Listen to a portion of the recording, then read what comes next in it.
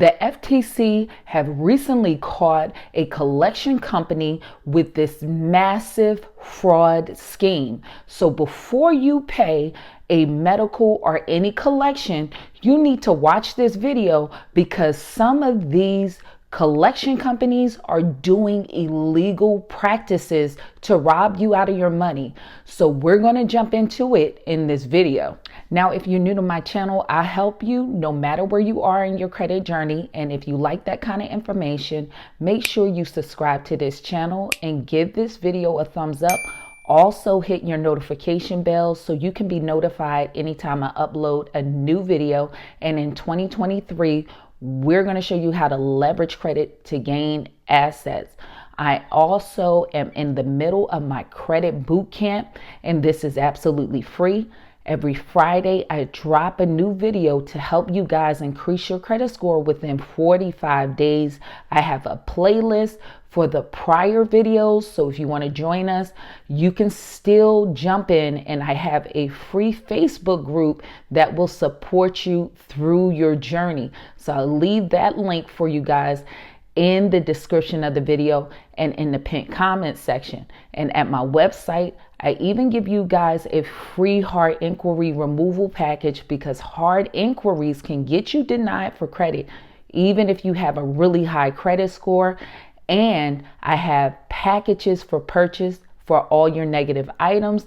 So if you want to pick that up, the link will be in the description of the video and in the pinned comment section. And if you need my help personally to help you navigate to increase your credit score, you can sign up for a consultation with me so I can assist you. So what has happened with the FTC, they have busted Midwest Recovery in a debt parking scheme.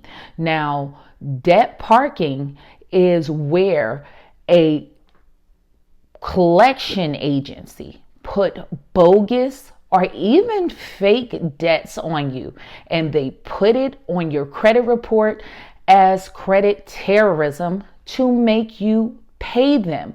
Because even with people with good credit, once you pay a collection, many times that will remain on your credit report for the next 7 years. And if that debt has been sitting there for, let's say, 6 years, you just restarted the clock on that debt. But with this company, they were going as far as putting debts on people that they don't even owe. And there are tons of collection companies that haven't been caught, third-party collection companies that is using the same tactic. And you will see this, that your debt is sold over and over again, and you're being contacted by a different person. Now, when it comes to medical collections is a huge issue in the United States, that 68% of collections reporting on people credit report are from medical bills. Now, 1 in every 5 American has a medical collection, and that is a huge number. So recently, with medical collections, there have been some changes as of July 1st of 2022. The 3 major credit bureaus have removed collections under $500, and any new collections, it will not report on your credit report for a year. But there are still people that have a ton of medical collection, and you still have a lot of these companies practicing debt parking. So this is when I really hate when people say, oh, a person have a collection, pay their bills. That's not necessarily true, that they didn't pay their bills, because this happened to my father, and he is with Allstate and been with them for 20 years. And one of these companies put a bogus Allstate insurance collection on him, and he was still a current customer. We called Allstate, and they said they never, ever put a collection against my father, and he has impeccable credit. So if my father would have paid that, that would have gave them a right to report that negatively for the next 7 years. So this is what you guys need to do. You always need to send a debt validation letters to these companies because number one, you need to see if you have a legal right for them to collect on that debt. Many of these companies keep changing hands with your information, and they might have not even purchased that debt, or they might not even be able to collect in your state because different states have different requirements, and they have to many times have a bond or be registered to be a debt collector in your state. Also, when it comes down to medical collections, a lot of that information that they have, like a medical bill, this can be a violation of the HIPAA Act because they should not have your personal medical information, your PHI. So it needs to be stored and protected, and you have to give your consent to your medical provider to give out your medical information. So many times when you even send a debt validation letter to these companies, they'll send you back a bill, radiology or whatever. That is a violation of the HIPAA law. Who gave them the consent? When did you give your medical provider the consent to share your personal health information with an outside company? And a lot of this stuff that is attached to your medical history, your name, address, social security number, and all different identifiers is protected under the HIPAA law. So it is very important with these companies, you need to send a debt validation letter. Now, in my package, I have a particular debt validation letter for medical collections because the first letter, I have it cloaked as a regular debt validation letter. But the second letter, when they send you back a bill, it has the lettering reminding them that they can be violating the HIPAA law. And many of them are violating the HIPAA law. And there is hefty fines up to the millions of dollars that the government can impose for those that are violating the HIPAA law. So many a times when that second letter gets sent out, they already know that. And a lot of these companies are in light of that. So you want to make sure when these companies call you, they're calling you on a recorded line for a reason. They are trying to get you to bind a verbal contract. If you don't believe me, take this step.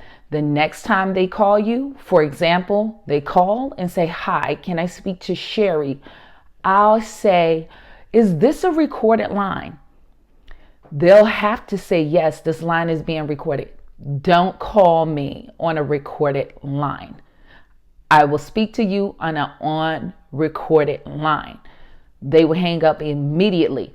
Now, what you don't want to do is acknowledge that you are that person. So if they ask me, "Are you Sherry? Is this a recorded line?"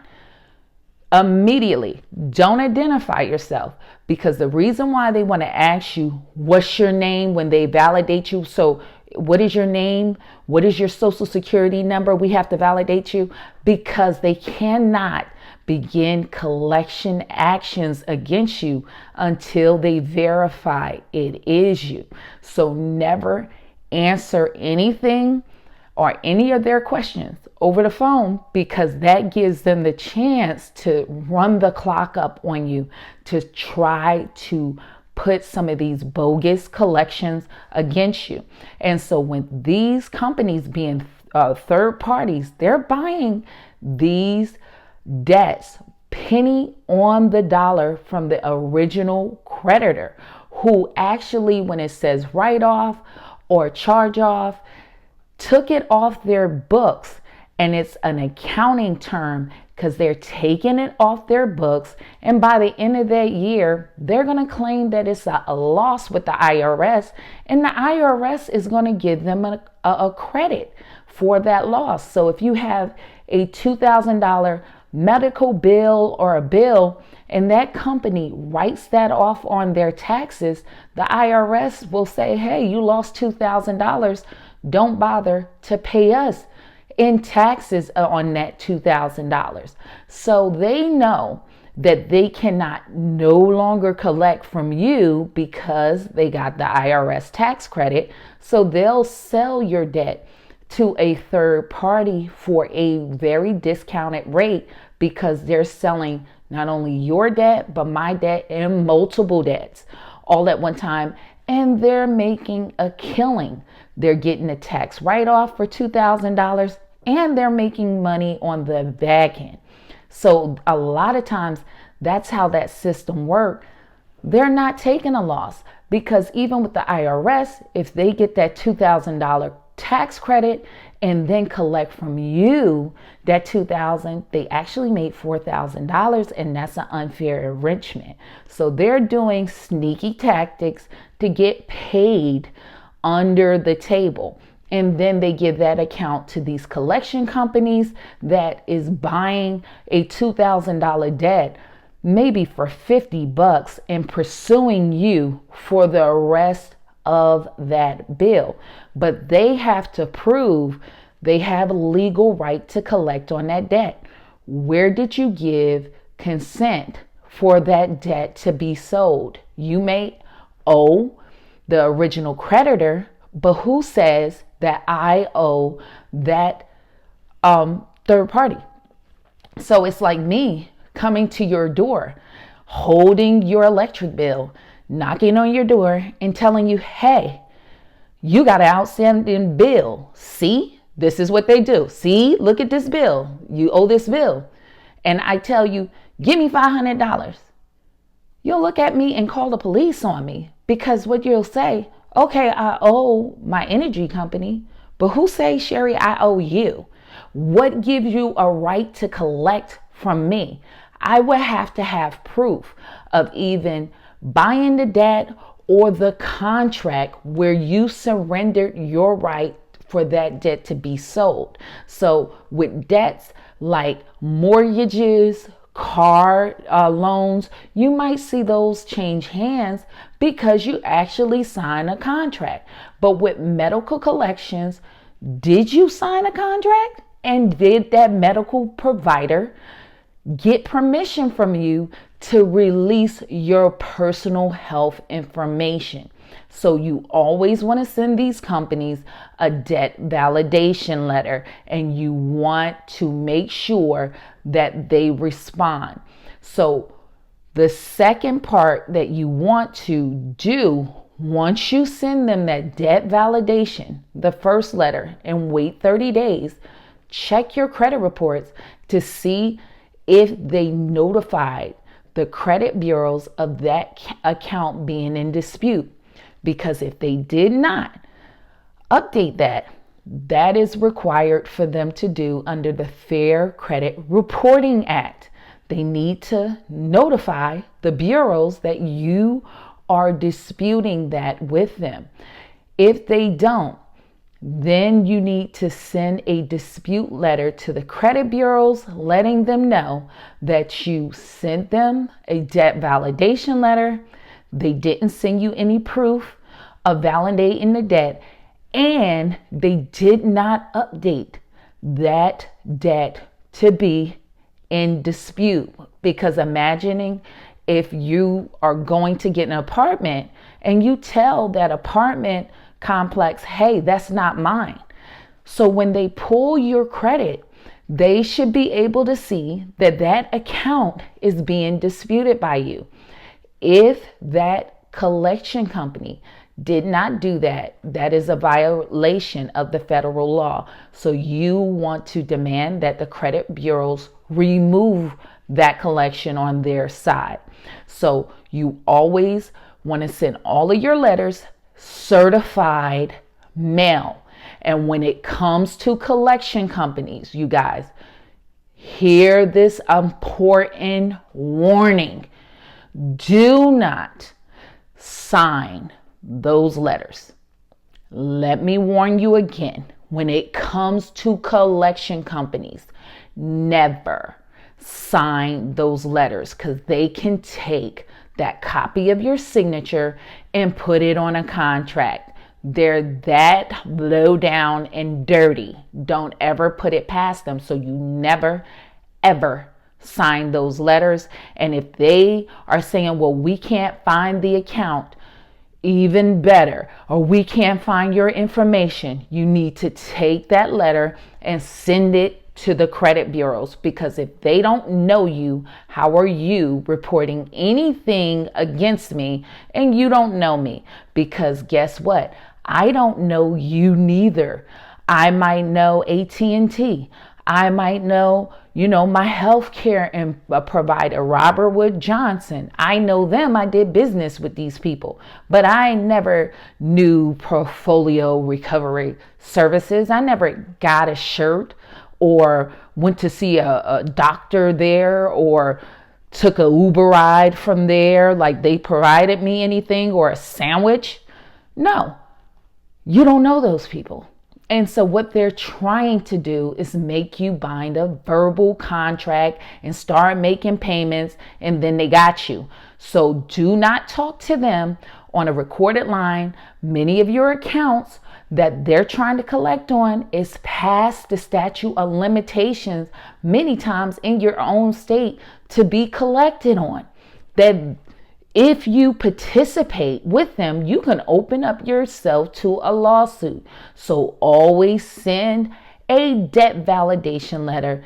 And this is your right under the Fair Debt Collection Practices Act. So you can look up everything that I'm telling you. I will leave that article in the pinned comment section and the description of this video with the FTC that caught this scheme that this collection company is running. And all you people that say, pay your bills. Not everybody is not paying their bills, okay? Some of you fools are going to just get robbed from money if you don't validate and don't pay random people that you don't know. You'll end up messing up your credit because some people have all this pride, like they're above and this and that. Not necessarily. Everybody is not paying their bills. Some of these creditors are just dang on scammers. How about that? Big corporations are scammers sometimes, because guess what? Following compliance and federal regulation is expensive. It doesn't make a lot of money. So think about it. They're a corporation and they want to make profits. So sometimes taking the steps that they're required to, it's expensive, and they're just not going to do it because some of these corporations are just bullies. So you're the little guy, you're scared, you're busy working, trying to make it in life, and they know that. So make sure you protect yourself. So I hope this is helpful. If you have questions, you can reach me at my website, or you can leave your questions and comments in the description, not description, but in the comment section of this video. And if you want to contact me at my website, all your questions go directly to my cell phone. So I hope to see you guys in the next video. Stay tuned.